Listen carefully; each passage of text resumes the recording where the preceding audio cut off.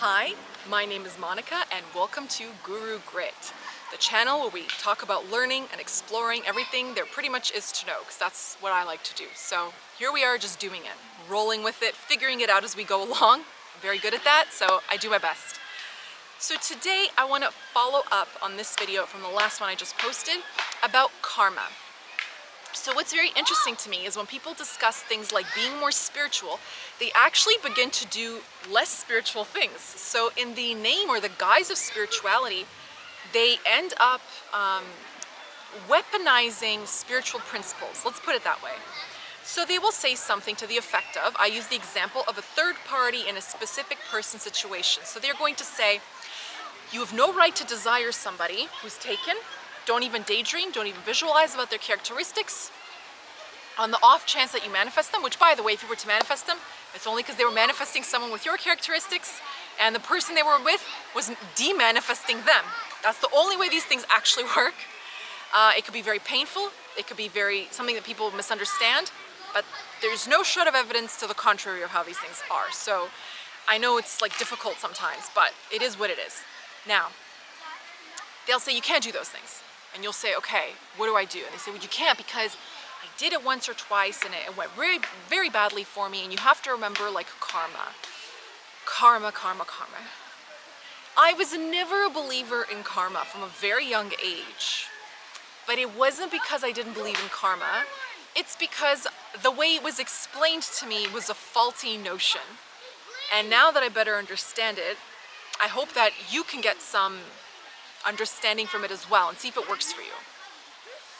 Karma was explained to me as a reactor, a reactive force that every time you do something, it's going to react and flow that action back to you.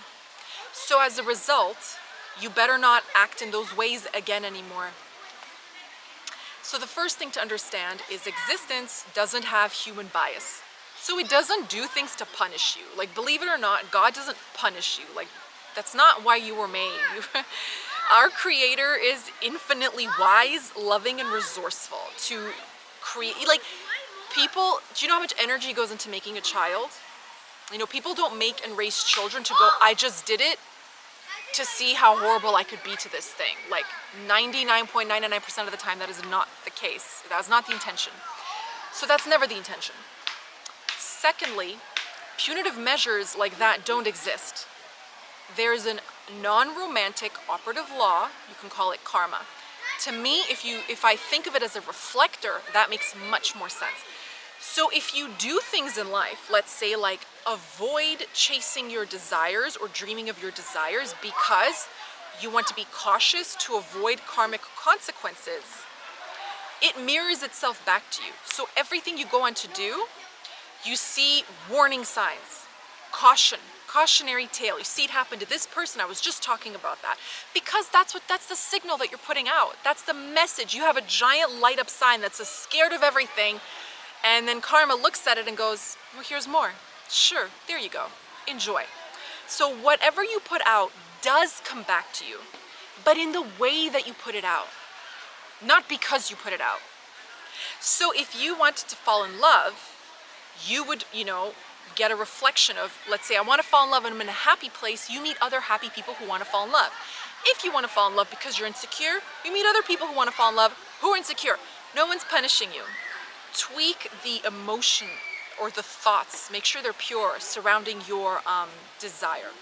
So if you start to understand, karma in this sense is like a balancing act, but not like tit for tat or in that sort of small-minded, rigid way.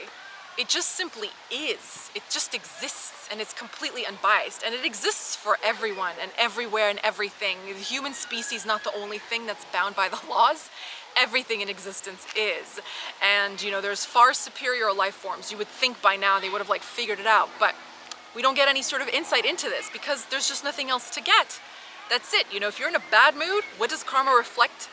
When you're driving, other angry drivers. When you're in a good mood, karma, happy drivers, they let you go first. You go, you have my parking spot. I paid overtime. Here's the stub. You don't have to pay anything. So that's simply all it is. So I use the example of a third-party situation. So if you're interested in attracting a partner, with specific characteristics, and you saw them on a date with someone else, you think, oh, I can't attract them because it's immoral. Well then, if you were to attract them, it would come under immoral circumstances. But if you said, you know what, I'm gonna relax about this, I know I'm a good person and I get to have what I want, and if that person calls me, it's gonna be under those circumstances.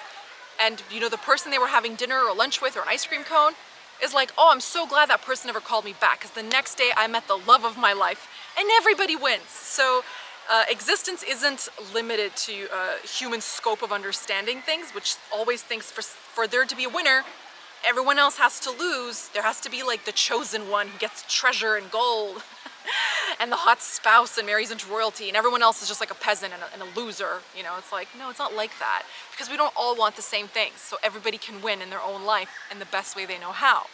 So I hope this makes sense. It's just a little bit of an insight. I'll do more in the future. Especially because I've been reading charts for a long time. There's, of course, you have to accept the notion of karma. You have to accept the notion of reincarnation to practice a certain system of astrology. So I've had to really, really work on that rigidly and extensively inside myself to fully grasp it in a way that I find makes sense without talking to people like you're punishing them or belittling them from some previous life hangover that you've no memory of. So I think too in the future we'll discuss memory loss, because you know, when we're born we have no memory, and people always think of it as a limit, like human beings are cursed, they don't remember their past lives. I think, oh, there's so much value in forgetting. There's so much value in starting fresh. You have no idea how lucky you are. So I'll talk to you about that in the future. For now, I'm gonna go answer more questions. Thank you so much for being here. You can find me on TikTok, read some articles on Medium. I'll be posting a lot more on Medium this month of July. So I'll see you there. If you have any questions, feel free to email me. It's linked to my YouTube, and I wish you a beautiful rest of the day. Bye-bye.